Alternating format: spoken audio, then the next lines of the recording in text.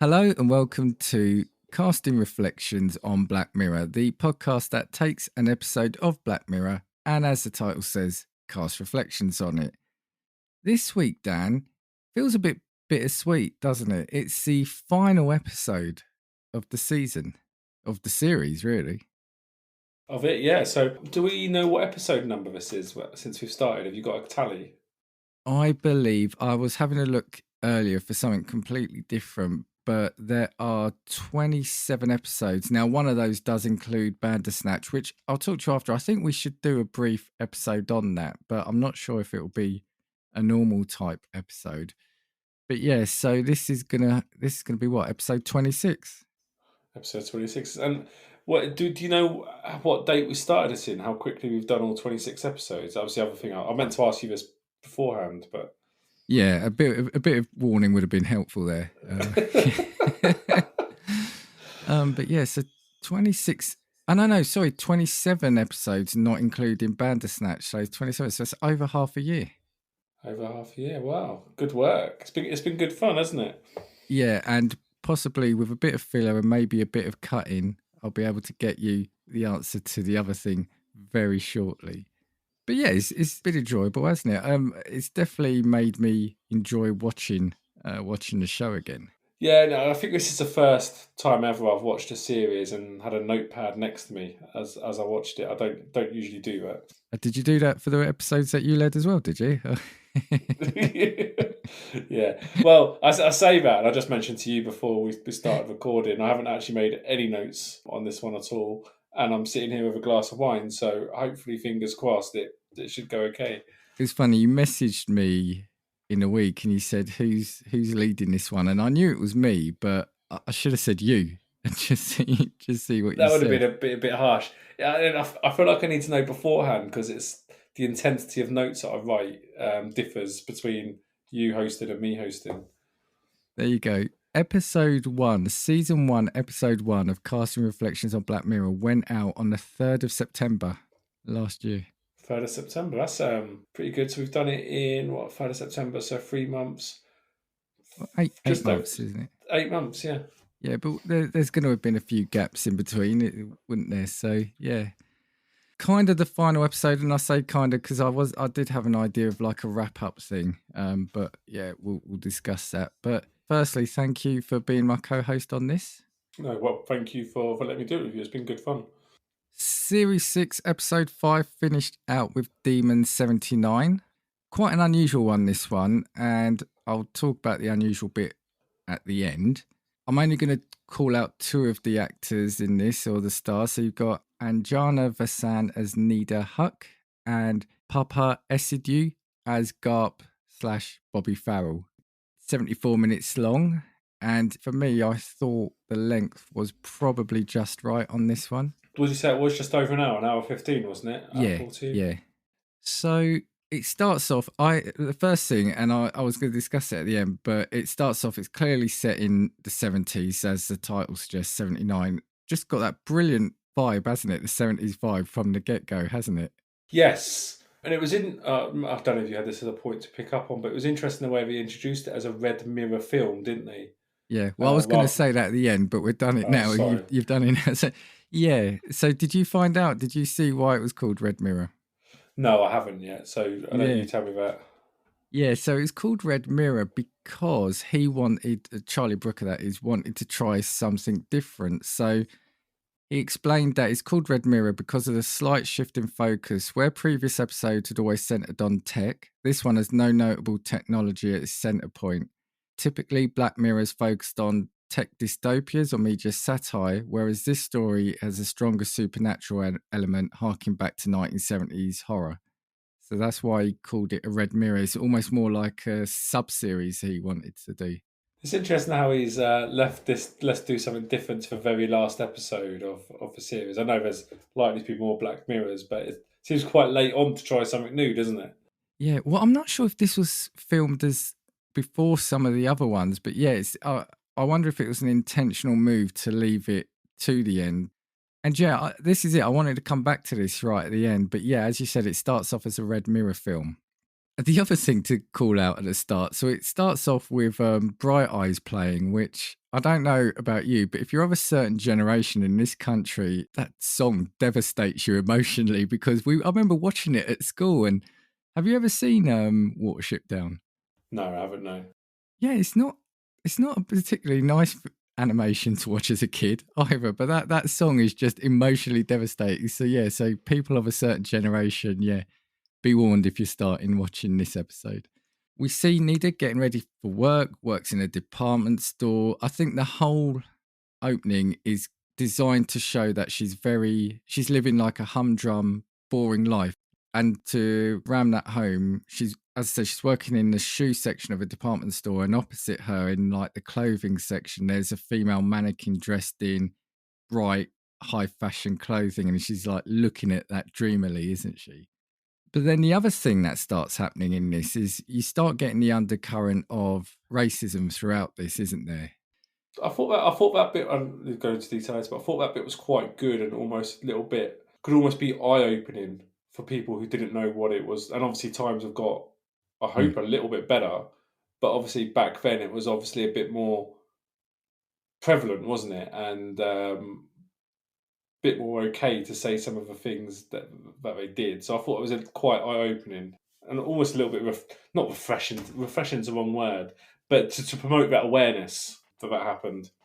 We see her, she's eating lunch in a cupboard when her colleague comes in and makes her finish her lunch early. I think she had like 5, 5 minutes left, yeah. but that customer, her colleague didn't want to start serving the other customer because that might make her late to her lunch. So they look outside and Nida doesn't want to serve him as they say that customer is someone who was supposed to have killed his wife. Anyway, Nida has to go out to serve him. And when he's buying his shoes, he says he can't actually afford them. So she starts putting them aside and starts taking his details. And he asks her for his phone. No, he says, I can give you my phone number on that if you want. And then this was quite a jolting scene, wasn't it? It cuts to a daydream scene where she's throttling him, cuts back to her in real time. And as he's walking away, the colleague says, I reckon he's into your sort. So again, just a little bit of an introduction to what her colleague is like. Cuts outside and a young politician is campaigning. And I did wonder if they were going to have him called, what's his name? I've forgotten now. Callow? Oh yeah, but I'm guessing this is pre-Callow days, isn't It it? was, but I It's wonder if it might have been like a a father young or Callow, something. yeah, Yeah, yeah, or, yeah. or even his father.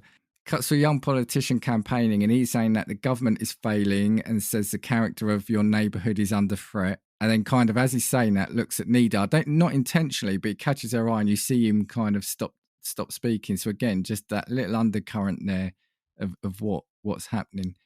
She goes home that night, watches TV. I think she ends up on Top of the Pops, which is just a great show from the past of music, and catches Boney M playing Rasputin, which again is another great tune. She leaves the house the next day and there's National Front graffiti daubed on her door. So again, another thing to make her feel slightly unsettled. This time when she's eating her food in the cupboard at work, her manager goes in and says that basically someone has complained that her food, while he doesn't mind her eating in the cupboard, her food leaves a smell that lingers. So there's been complaints. So she goes, I'll bring sandwich in tomorrow, but I've got biryani with me today. And he goes, oh, well, do you mind eating it in the basement then? Again, which is, is out of order, isn't it?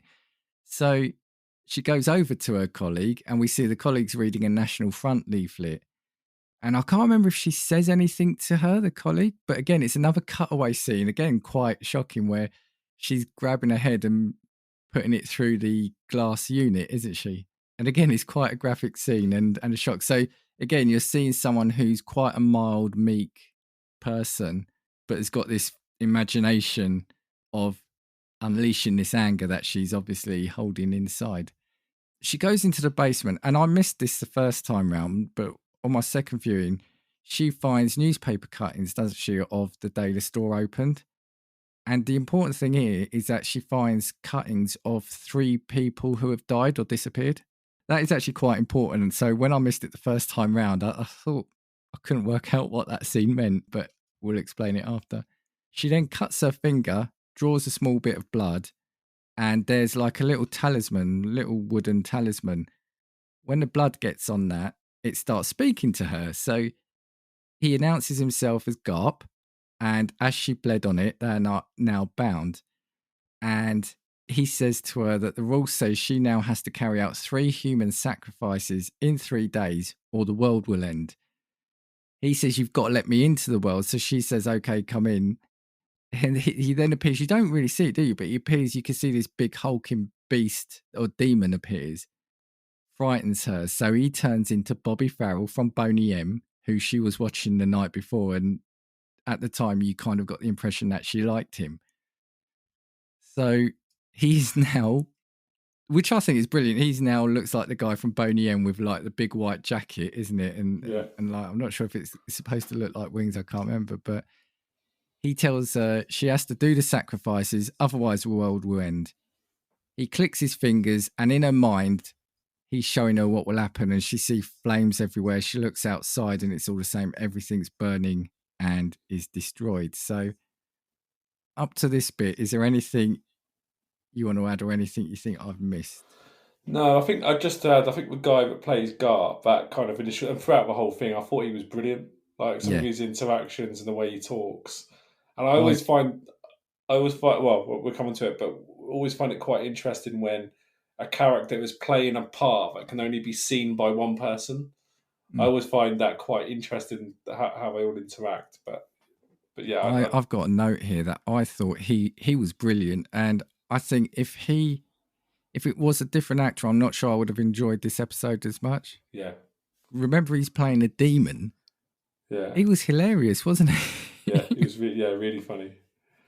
Oh, and I'm not sure if I've got it in my notes, but he's also like he's an apprentice demon, really, isn't he? So this is him earning his way into hell. Yeah, that's right, because he's on his initiation, isn't he? They keep on saying he's being initiated. His initiation. This is what I've got. He's explaining the rules in such a matter-of-fact way. He says that more people die from falling off a ladder, so she'd be less lethal than a ladder, which I thought is a great line. She starts running away, and he stops her, and then for some reason, she's picked up a brick. I don't know if she's trying to, maybe think she's going to attack him. They run into a bloke because they're walking along like now at like a deserted canal at night.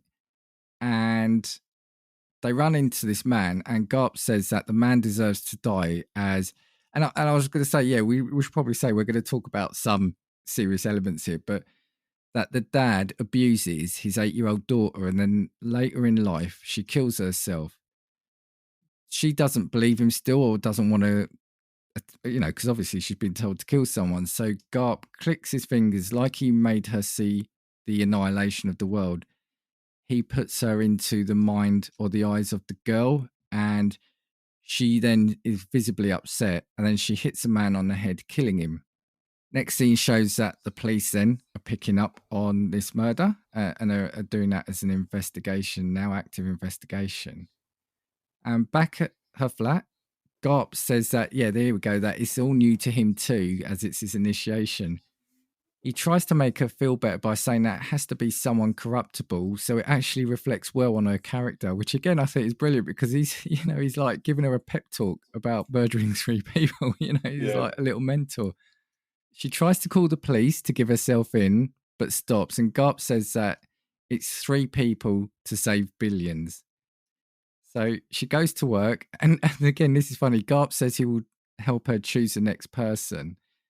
He looks at her colleague, says she's a good candidate as she steals from the till.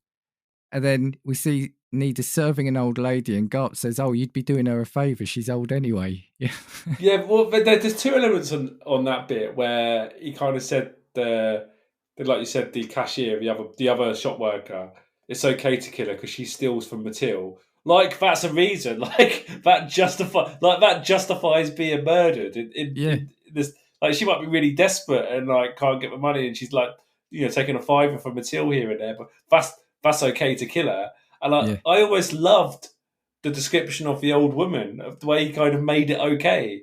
Like you'd be doing her a favour because she's just waiting to die. Just finish her off now. And actually, just to emphasise something you said earlier, so if you haven't seen the show, imagine Garp is saying that in front of the old lady, but she can't obviously see or hear him. And I think that actually makes it funnier that he's talking about her like that in front of her. Anyway, so that night, Garp keeps telling her she needs to carry out the next sacrifice soon.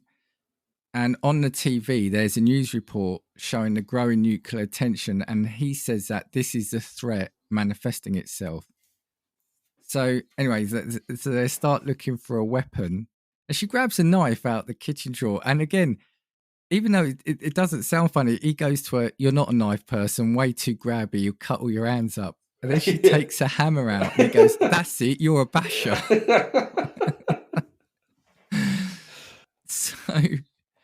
So they go to a pub, and it's playing, the song playing is "I Don't Like Mondays," which, again, I don't think he picks anything by accident. So I know that song is about a shooting, I think. Even though a lot of people sing it, they probably don't really know the meaning of the lyrics. So as he walks in, as she walks in, sorry, that song's playing.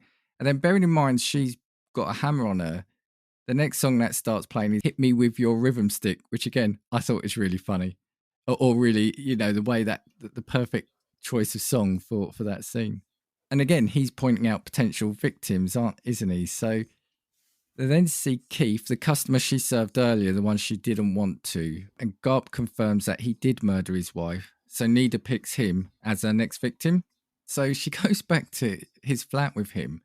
And again, it's an awkwardly funny scene where he's like saying, "Okay, I'm going to sleep with you now." And she's trying to go along with it, but she's not that sort of person either, is she? So it's just this weird.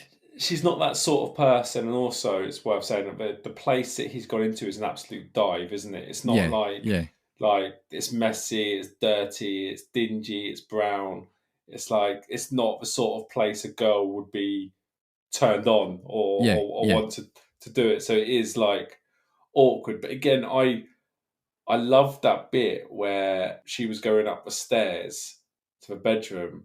Then she tells Garp to F you, doesn't she? And then he goes, "What did you say?" And he goes, "Oh, I can't wait to F you." Like, and the way so quickly she turned that round, that really did make me chuckle when she did that. Yeah, that was good. So anyway, she's in the bedroom. She pulls out the hammer, and he's almost takes it with acceptance. He says he was expecting something like this, and he wants her to do it, which she then does. And again, so she attacks him with the hammer and kills him. As she's leaving the house, though, someone else enters the apartment, and it turns out to be Keith's brother, who, after a tussle, she also kills him with a knife. She asks Garp what he was like, and he ultimately says in quite a downbeat way that he was normal, but that makes it the third sacrifice. Garp's looking at his rune, and it shows that it didn't register the third kill. So Garp calls his boss, who we've got to assume is the devil, and turns out that Keith didn't count because he was already a murderer. So Garp says that ultimately they weren't really supposed to pick guilty people, but he did it because he knew Nida would probably be more suitable if she thought the people she was going after were bad. It could have been anyone she killed. The fact was, he said about this Keith that because he's already killed someone, yeah, he's already on our team. Yeah, that's the way he said it, wasn't it? And the other bit, sorry to just backtrack a little bit, the other bit I loved about that scene is when he made that phone call, he went and did it on one of those old dial phones.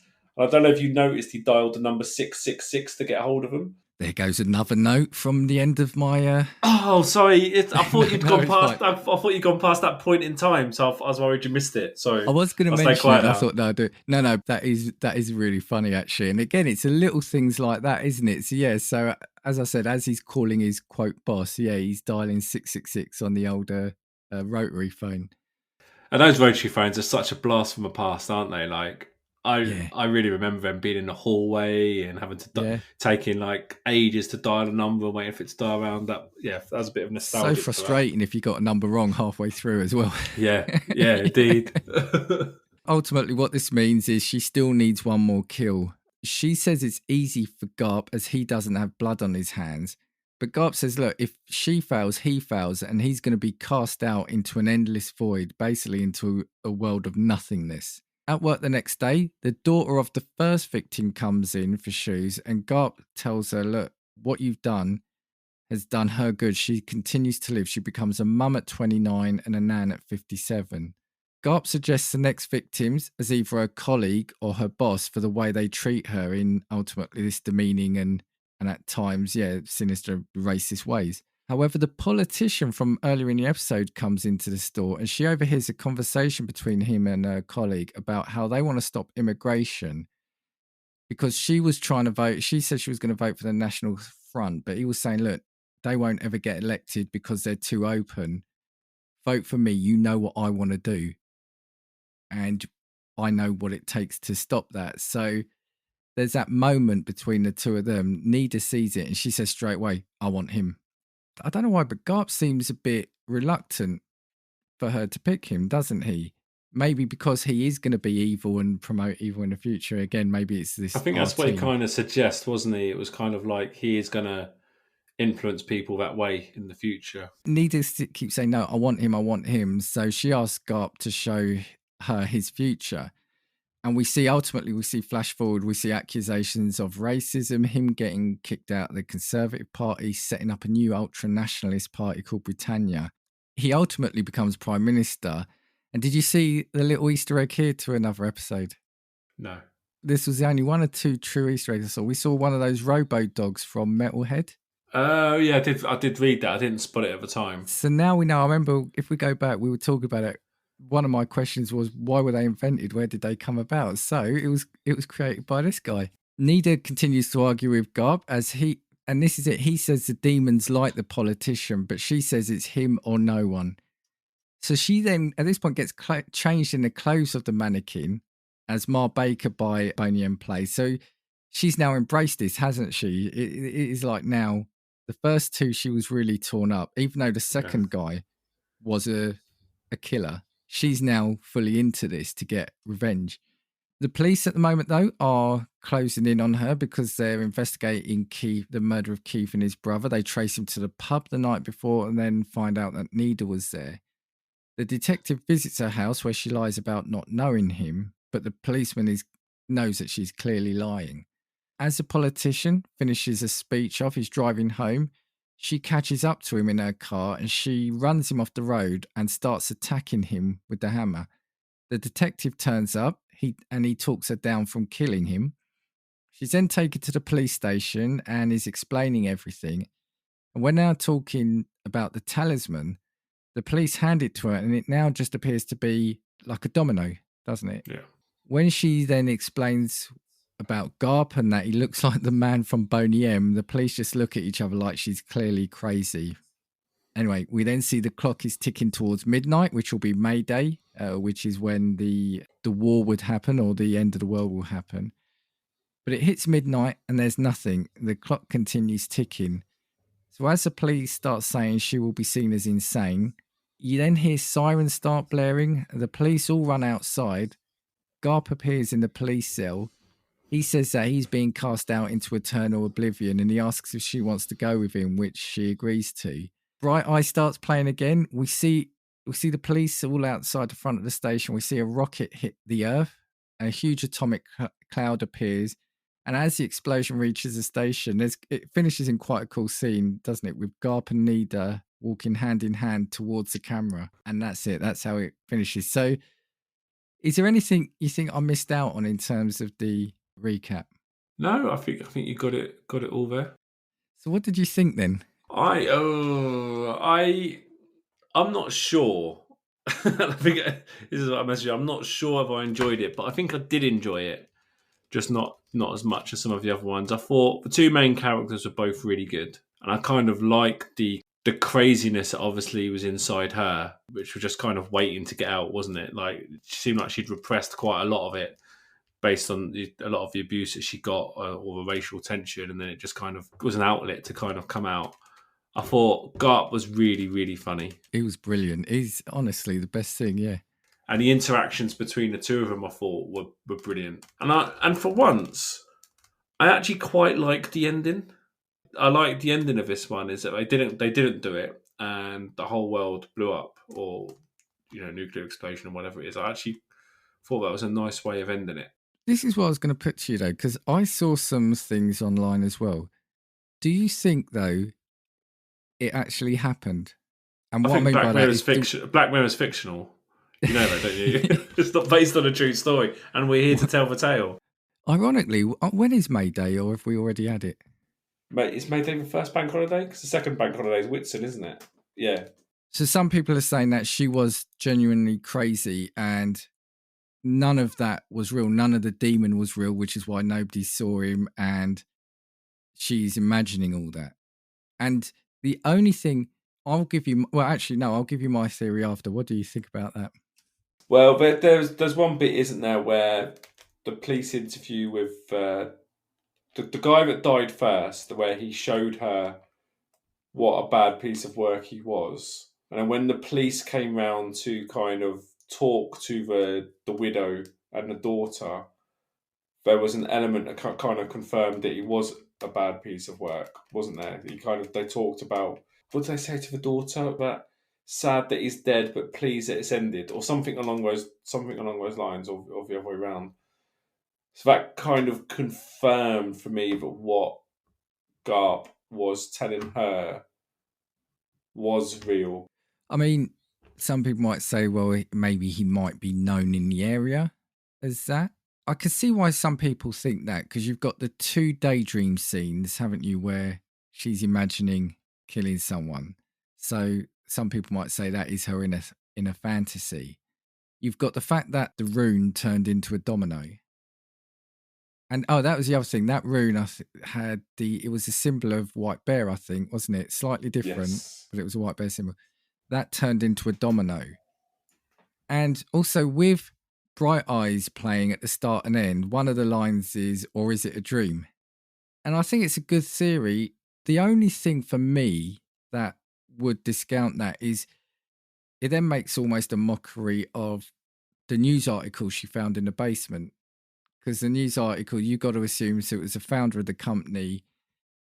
It was all leading up to May Day, and there were 3 bodies found or people went missing. So you got to assume the founder of the company had that rune and also had to do that.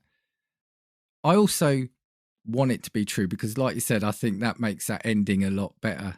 Are you trying to suggest that the ending bit wasn't real and that was her dreaming that the world ended? Just the ending that Yeah. Gart wasn't real, but that's her inner, literally like an inner demon. She Yeah. wanted to kill these people because she is And they've maybe all the, kind of linked. Not well, the first one wasn't linked to her, was it? But the second 2 were. and it's also the way she went after that politician. It's almost like I said, she changed. So maybe it was just her convincing herself. And the other thing that would make it less real is that if it did happen, then the Black Mirror universe wouldn't have happened because that's a prequel to a lot of it, isn't it? Every other Black Mirror episode happened Well, after yeah, I that guess. point. Yeah, I guess when you look at that, but I mean, in my mind, it was definitely real because, like I said, I think it makes it a better ending. Well, although having said Yeah. that, yeah, if the world's getting destroyed, the rest of the Black Mirror universe probably can't happen anyway, right? Yeah. Yeah, exactly. So none of it happened. So everything's been null and void. The last eight Yeah, months has been null and void because it's all been made up. yeah, yeah. So, what's your view then on the vibe of the episode? So, like you said, it's a Red Mirror, so it's not technically a Black Mirror episode. It isn't about tech, but again, kind of like Maisie Day, it's got more of a horror theme to it. So, what was your view on how the episode was? As I said, I have a mixed emotions on it because I think it was cleverly done. I think it was good, but I can't see myself wanting to watch it again in 6 months' time. Where a lot of other episodes I would. So as much as I can say it was well done and it was clever, not in the bracket that I want to watch it again. Like I feel like I've ticked that box. I've done it now. I'm not going to go back to that episode. But I just thought it was all so clever the way it put together and her inner thoughts in conversations and the conversations around people where they couldn't see him. Yeah, mixed emotions. I'd only watch it for the interaction between the 2 of them again because it is genuinely that good. Yeah. I wouldn't necessarily, again, if you were to say give me a top 5 list of episodes, I wouldn't necessarily say you must watch that. But I do like the vibe of it. I'm now of the opinion that Black Mirror doesn't have to be tech, although that is why Black Mirror is called Black Mirror. But as long as it has got that almost like that moral or that ethical twist in it, which is in this case, would you kill 3 people to save billions? That's an interesting conversation in itself, isn't it? Is how far would you go? Like, if you could kind of get past the point of like, is it real? Is it not real?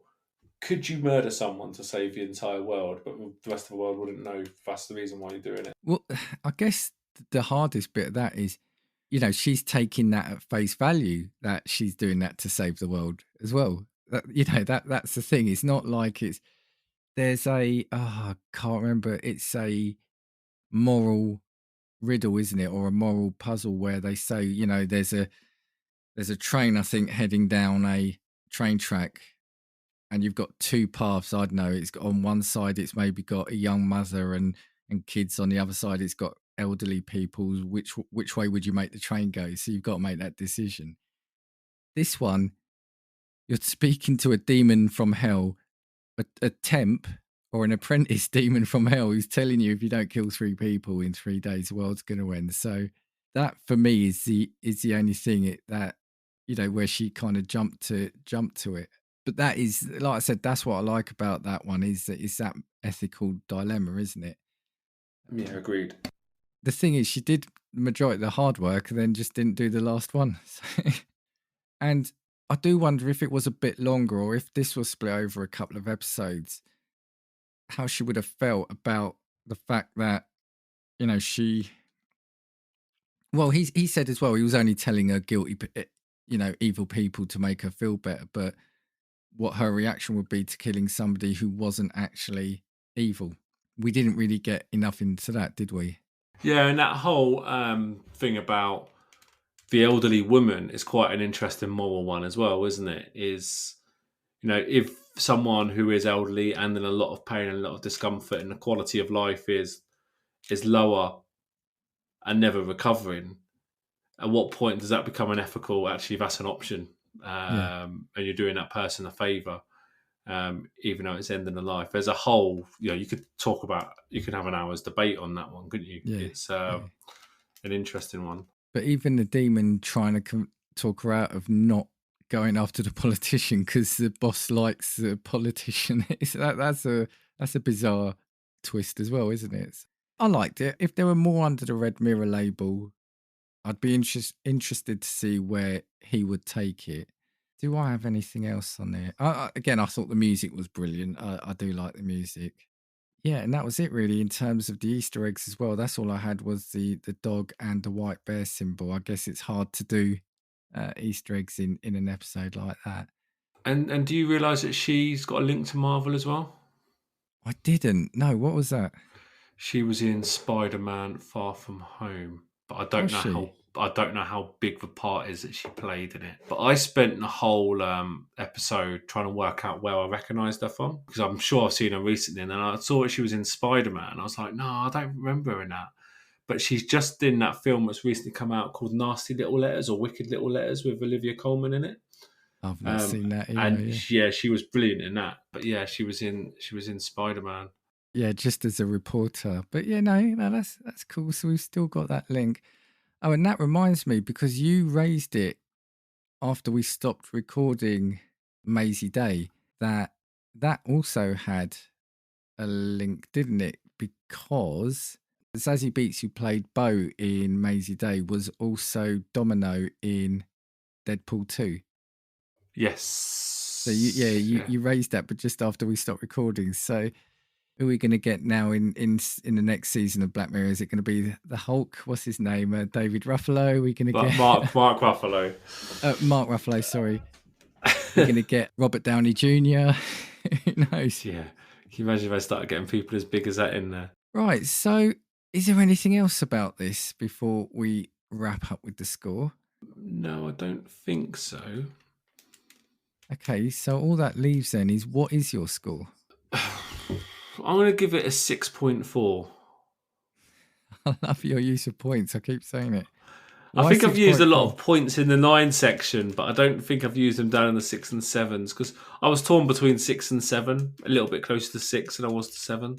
So I've gone 6.4. Yeah, I think I've given it a 7. I like the horror feel. I like the vibe of it. I didn't think I'd enjoy an episode as much that wasn't sort of tech and weird and wonderful tech. And also, like we said, for the two of them, the main two, yeah, so it gets a 7 for me, a solid 7. I do actually want to shout out, I don't think you've seen it yet, have you? You haven't seen the Fallout show? No, I haven't, no. But I can't remember which one of them, but somebody from Seismic Cinema, when I mentioned I was watching this, said perfect timing to watch it because it could be, we could imagine it as the setup for Fallout because that's set in a devastated world. So yeah, maybe that's how Charlie Brooker could add on a scene to the end of that.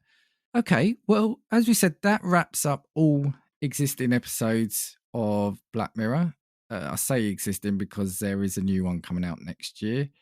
I will talk to you about what we're going to do about Bandersnatch and a wrap up for everything we've done about scores. So, any particular highlights for you about this series, or anything you've? Well, if we need to do extra episodes in another series, we've got to talk about extending my contract because I think I was only signed up for 26 episodes. Got no more comment from you. Is that what it is? Yeah, no more comment now. I'm all wrapped up. No, I've really enjoyed doing this series because, like we said at the very start of this, when me and you used to work in the office together, we used to often talk about Black Mirror episodes on our lunch breaks when we were going for a walk. So it's quite cool to do it properly. And some of those conversations would go on forever, wouldn't they? About kind of the what ifs and the ethical bit. And Black Mirror is definitely a series where you can some episodes you come away just thinking about it, going like you have like oh my god moments. So it's quite good to kind of almost unpack that in these conversations. So it's been really good fun. So thank you for letting us do this. No, cheers. I'm on the lookout for the next show. So if you're listening to this and you've got an idea for another show, there is one being mentioned, but it's 50 episodes, so we might have to just do that randomly every few months. We might do a series once a year or something. So I'll lock you in for 9 years. Yeah, if you, like I said, if this is the first episode you've caught of us doing this and you haven't seen Black Mirror, watch it. Maybe not start with the first episode. Maybe break yourself into the program before you watch that first episode, depending on what your stomach's like. At some point also, I'm going to make sure. That's why I think I want us maybe just to do a quick 15-minute episode because I want us to talk about our scores and I want us to do a score comparison and see what happens. So yeah, keep an eye out for that and see why I was probably more right about the scores than maybe Dan was. He feels a bit too harsh, I think. Yeah, it'd be interesting to see where we've matched up, what's our favourite series and what our average. So yeah, I'll get that all worked out. So anything else, Dan, before we wrap up? No, nothing for me. Okay, well, this has been Casting Reflections on Black Mirror, and we will catch you next time. 1, 2, 3, 4. If I want your opinion, I will give it to you. Come on, take what we've got, 'cause you